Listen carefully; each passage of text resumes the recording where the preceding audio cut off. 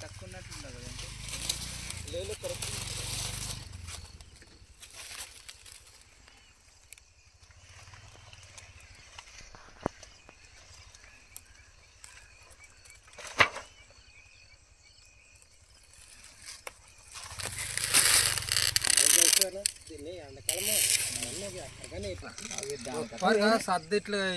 అదే గోనెగంటల ఏరియాలో అయితే ఊగిన అట్లే తప్పకుండా ఉంటుంది. ఇదే భూమి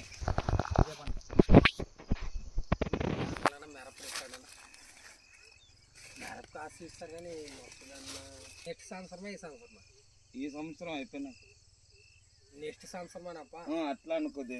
నువ్వు ఎట్లా అంటే